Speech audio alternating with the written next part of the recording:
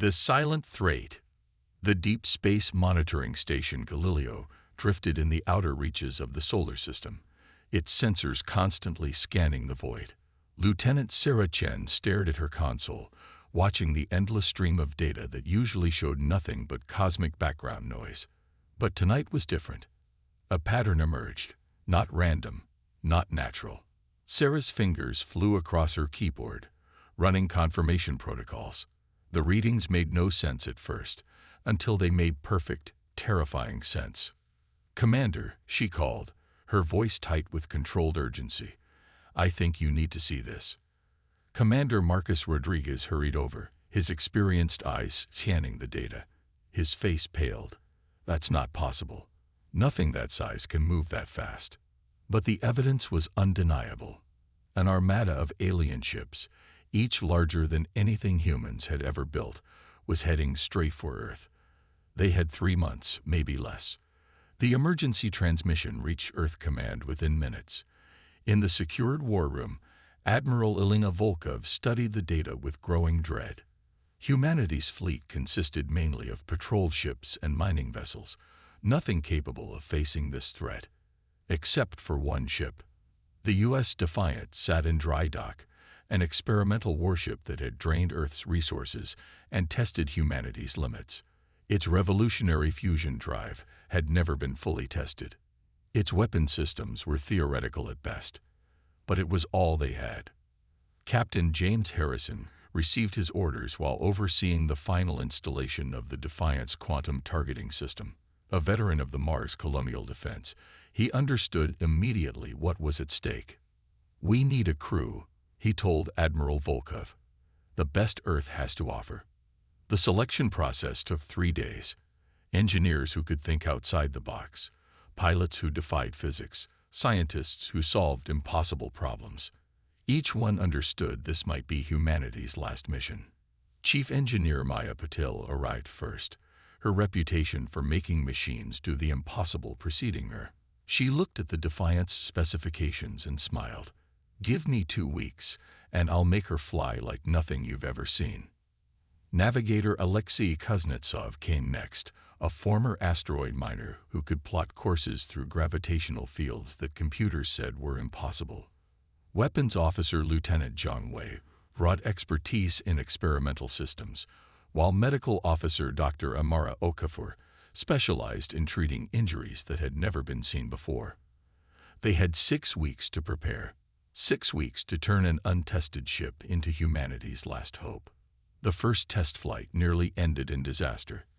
The fusion drive overloaded, sending cascading failures through half the ship's systems. Maya worked for 36 hours straight, rewiring circuits and reprogramming control matrices while the ship drifted powerless. "We're not going to make it," one junior engineer whispered. Maya didn't look up from her work. "Humans went to the moon with less computing power than your phone. We'll make it." She was right. The Defiant flew again, faster and more responsive than before. Each failure taught them something new. Each problem solved made them stronger. Then came the day the alien scout ships arrived. 3 sleek vessels appeared at the edge of the solar system, moving with impossible grace. Earth's defensive satellites engaged automatically, their weapons having no effect on the alien shields. "Defiant, you are cleared for engagement." Admiral Volkov's voice crackled over the comm. "Show them what humans can do."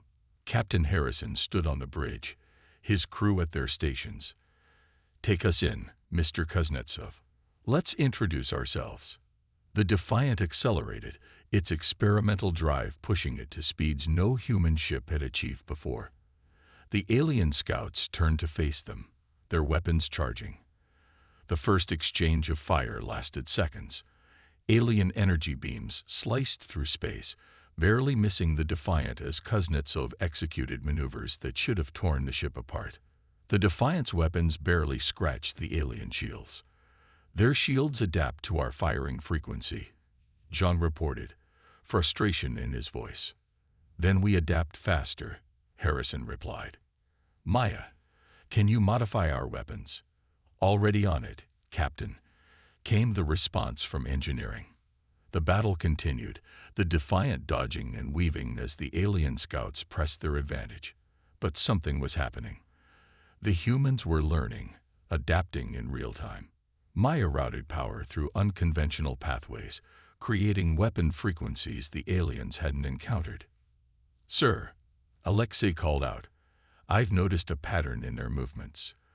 They always bank left after firing." Harrison smiled grimly. "Zhang, prepare a spread pattern based on Alexei's observation." The next exchange was different. As the alien scouts fired and turned, the Defiant's weapons were already there, waiting. One scout ship's shields flickered and failed. A second volley tore through its hull. The remaining scouts retreated, but not before the Defiant sensors gathered crucial data about their technology. Back at Earth Command, the celebration was muted. They had won a skirmish, but the main armada was still coming. "We learned something today," Harrison told his crew. "They're advanced, but they're not invincible.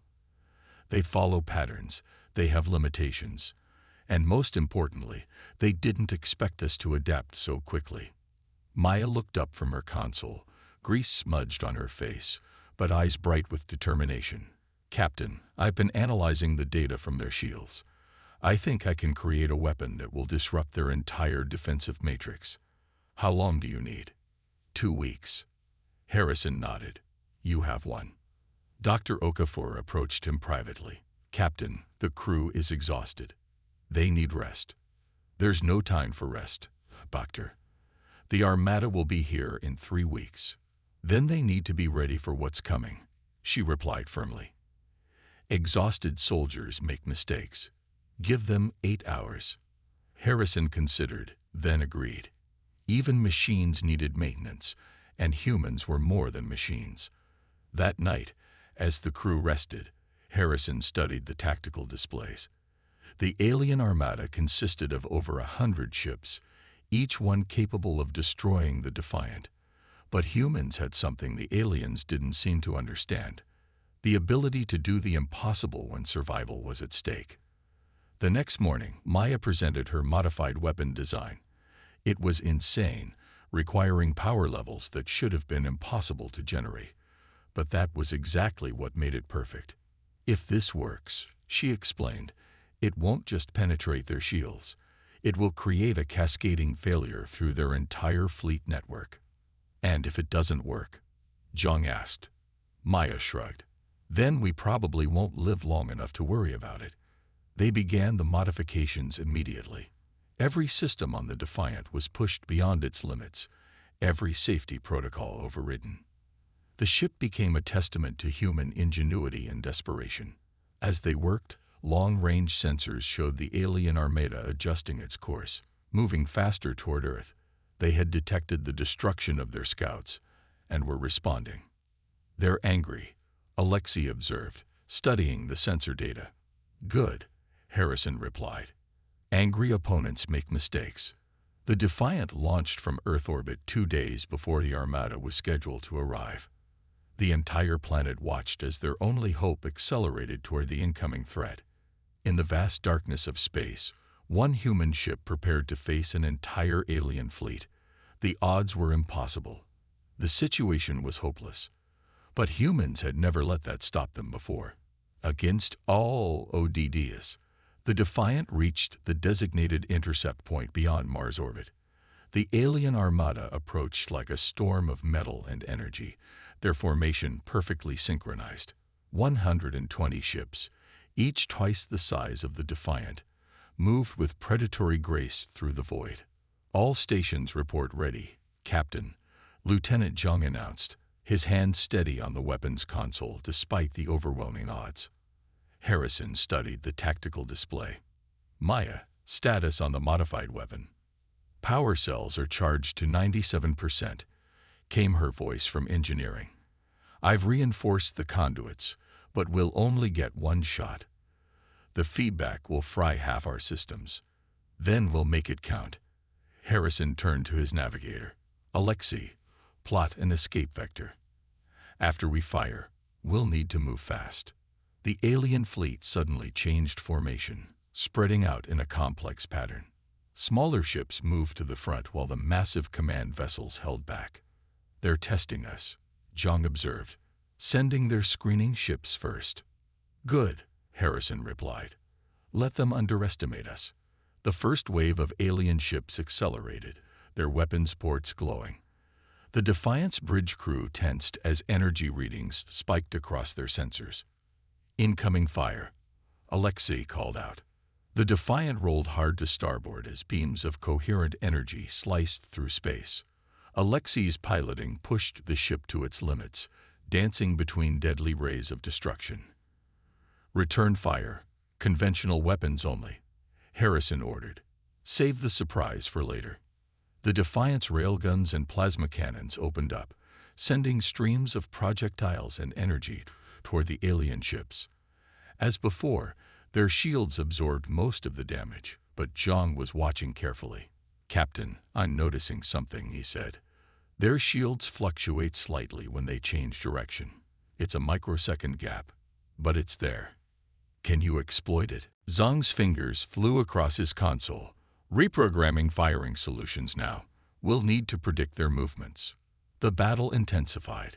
3 alien ships concentrated their fire on the Defiant, forcing Alexei into increasingly desperate maneuvers.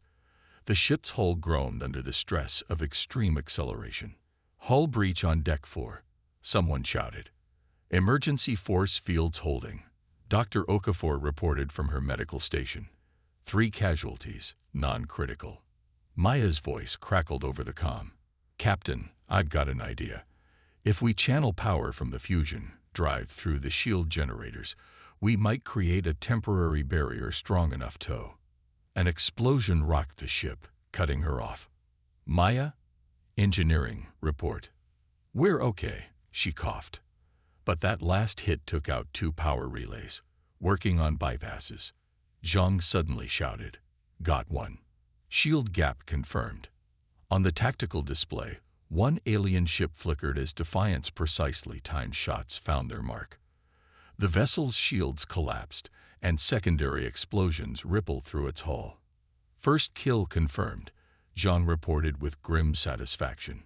But there was no time to celebrate. The alien fleet responded by tightening their formation, learning from their loss. More ships moved forward, their attack patterns becoming more complex. "They're adapting," Alexei warned.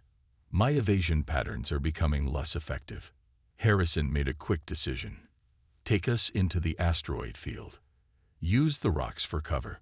The Defiant dove toward a nearby cluster of asteroids, weaving between tumbling rocks the size of cities. The alien ships followed, their superior maneuverability allowing them to keep pace. "Captain," Maya called, "I've completed the power routing. We can create that barrier now, but it'll drain our weapons for 30 seconds. Do it."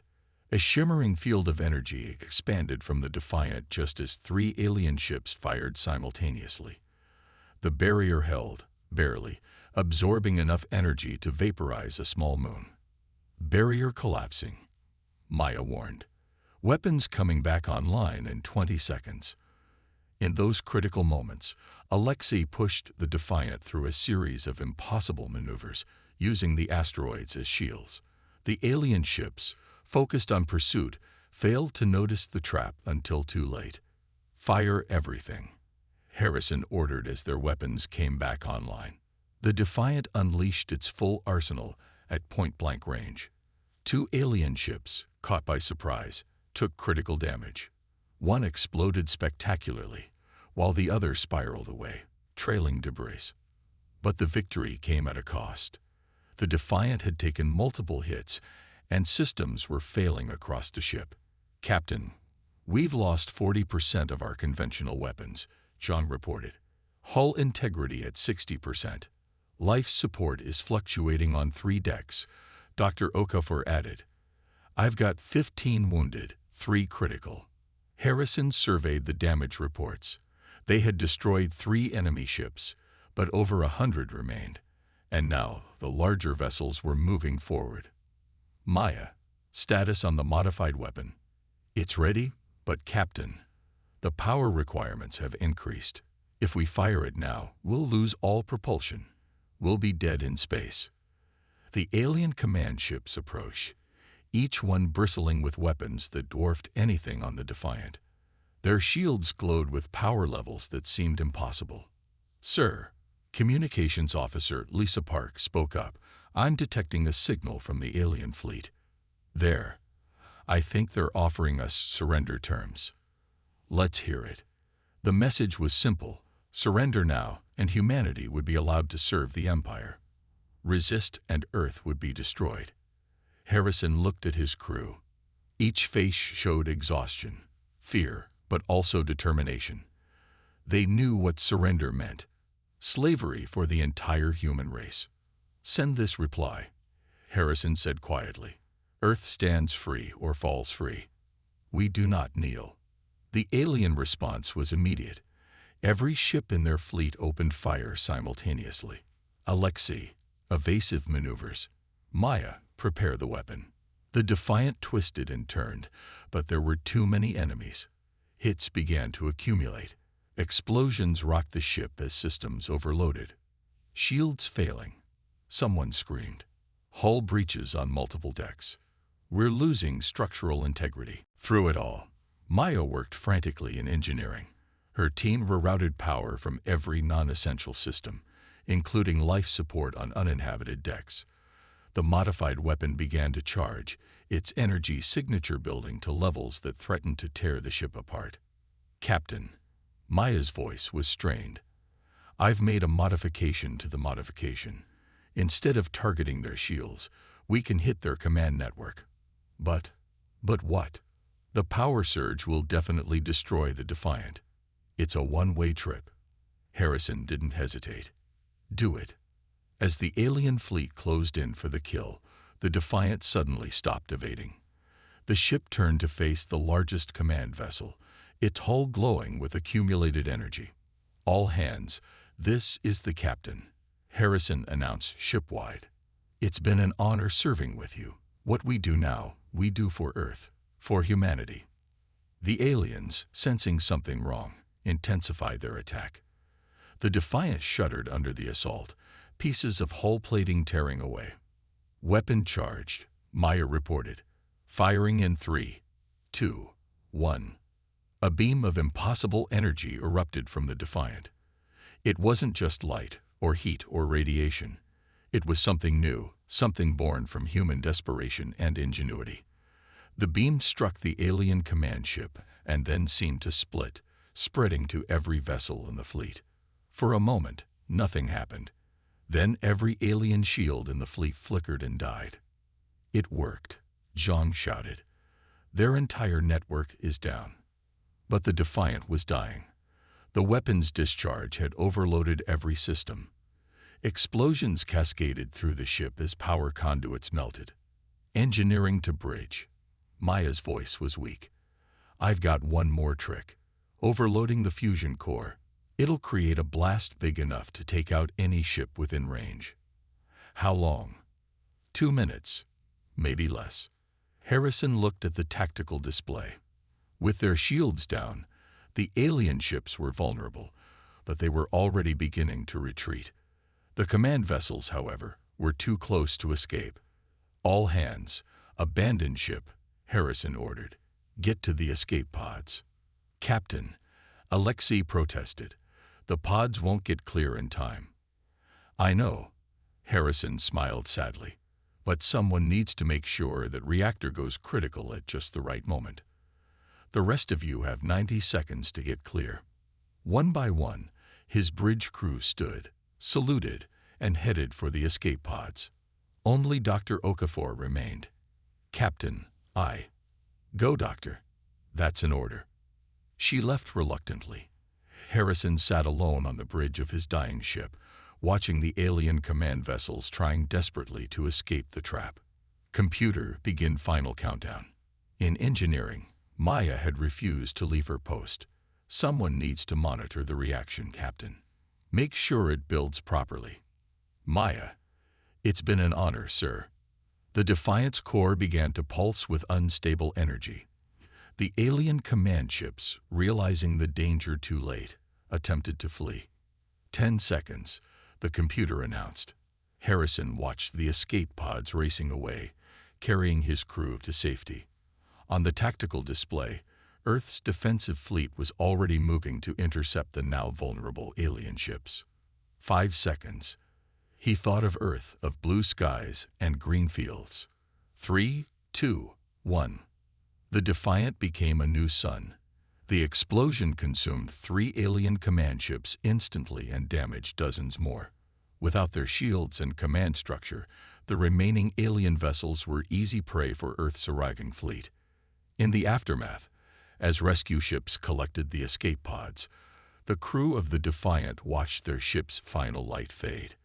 They had lost their vessel and their captain, but they had saved their world.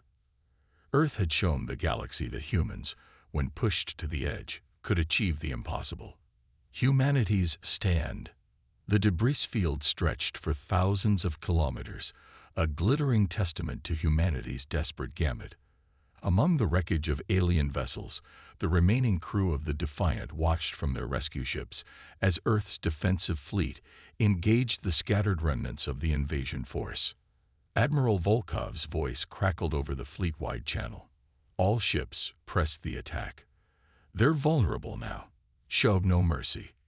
Lieutenant John Way, now the ranking officer from the Defiant, coordinated with the fleet from the bridge of the rescue vessel Mercy. Focus fire on their engine sections. Without shields, they can't jump to hyperspace. The tide had turned. Earth's ships, though smaller and less advanced, swarmed the alien vessels like wolves taking down wounded prey. The sacrifice of the Defiant had not been in vain. But the battle wasn't over. Admiral, John called out, studying his sensors, "We're detecting a massive energy signature at the edge of the system. Something's coming through. It's huge." A tear in space opened, and through it came a ship that dwarfed everything in the system. The alien mothership had arrived, a vessel the size of a small moon, bristling with weapons that could crack planets. "All ships, fall back," Volkov ordered, her voice tight with controlled fear. "Form defensive perimeter around Earth." The mothership's arrival changed everything. Its shields were different, more advanced than the fleet they had just defeated. Earth's weapons couldn't even scratch its surface. From her medical ship, Dr. Okafor worked frantically to save the wounded while monitoring the tactical situation. She noticed something others had missed. The mothership, it's not attacking. It's broadcasting something. The message reached every ship, every station, every receiver on Earth. "Humans of Earth, you have proven resourceful. We offer one final chance. Surrender now or face extinction." In the emergency bunker beneath Earth Command, world leaders debated their response. Some argued for surrender, pointing to the mothership's overwhelming power. Others insisted on fighting to the last. But it was a message from the most unexpected source that changed everything. Admiral Volkov, communications reported, "We're receiving a transmission from inside the alien mothership." The voice that came through was weak but unmistakable. "Captain Harrison. This is Captain James Harrison of the U.S. Defiant. I'm alive, somehow pulled from the explosion, and brought aboard their ship. I've learned something crucial about our enemy." The transmission continued, filled with static. "They're not united. The fleet we destroyed belonged to a military faction. The mothership represents their civilian government. There's conflict between them." Zhang immediately understood. They're having their own civil war. The military wanted to conquer us, but their civilians want to negotiate. Harrison finished. "But they need a show of strength to justify it to their people. They need us to prove we're worth negotiating with." Admiral Volkov made her decision. "All ships, prepare for coordinated attack. We're going to give them their show of strength." What followed was the most audacious military operation in human history. Every ship, every satellite, every weapon platform in the solar system synchronized their attack. They couldn't destroy the mothership, but they could demonstrate human coordination, creativity, and determination. Mining ships repurposed their laser drills into weapons. Communication satellites became targeting systems. Even civilian spacecraft joined the effort, using their engines to create interference patterns that confused alien sensors. The assault lasted exactly 10 minutes, a precisely choreographed display of human ingenuity. Not a single shot penetrated the mothership's shields, but that wasn't the point. When it ended, the mothership broadcast a new message. Negotiations will begin immediately. 3 days later, in the ruins of the United Nations building in New York, human representatives met with the alien civilian leadership. Captain Harrison, returned as part of the negotiations, sat beside Admiral Volkov. The aliens, who called themselves the Centauri, were surprisingly humanoid. Their ambassador, a being with silvery skin and large dark eyes, spoke through a translation device. "Your species is unusual. Most civilizations surrender when faced with superior force. You adapt. You sacrifice. You find strength in your weakness." Harrison leaned forward. "That's what it means to be human. We don't accept impossible odds. We change them." The negotiations were complex. The Centauri civilian government wanted to establish diplomatic relations to bring humanity into the galactic community, but they needed assurance that humans wouldn't seek revenge for the attempted invasion. "Your military faction attacked us without provocation," Admiral Volkov stated firmly. "How can we trust you won't try again?" The ambassador's response surprised everyone. "Because you've already won. By destroying our military fleet, you've strengthened our civilian government. The warmongers who pushed for this invasion have been discredited." In the end, a treaty was signed. Humanity would join the galactic community as equals, not subjects. The Centauri would share technology and knowledge, while humans would contribute their unique perspective and adaptability to the alliance. The most significant term, the Centauri would help humanity build a new fleet, starting with a ship based on the Defiant's design, but incorporating alien technology. 6 months later, the U.S. Defiant II launched from Earth orbit. Its crew included survivors from the original Defiant, led by newly promoted Captain Zhongwei. The ship was a hybrid of human ingenuity and alien technology, more powerful than anything that had come before. Standing on the observation deck of Earth Station Prime, Harrison watched the launch with mixed emotions. He had been offered command but declined, choosing instead to lead Earth's new diplomatic corps. Dr. Okafor joined him at the viewport. "They're calling it the Defiant class. The first of many." Harrison nodded. "We showed them that humans don't need the most advanced technology to win. We just need the will to never give up." The Defiant II accelerated away from Earth, its mission to explore, to make contact with other civilizations, to spread the message that humanity had arrived on the galactic stage. In the years that followed, the story of the original Defiant became legend. How one ship, through sacrifice and determination, had turned certain defeat into victory. How humanity had earned its place among the stars not through superior technology, but through the unconquerable human spirit. Other species learned to respect, and sometimes fear, the humans from Earth. They learned that humans would talk when possible, negotiate when reasonable, but fight with terrifying creativity when threatened. The Centauri ambassador had said it best during the treaty signing. "We came to conquer Earth. Instead, Earth conquered our respect."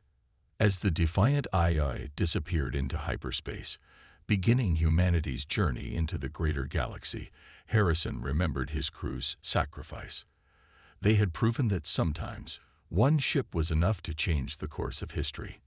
One ship, crewed by humans who refused to accept defeat, who found strength in unity, and who showed the universe that Earth's children would never needle.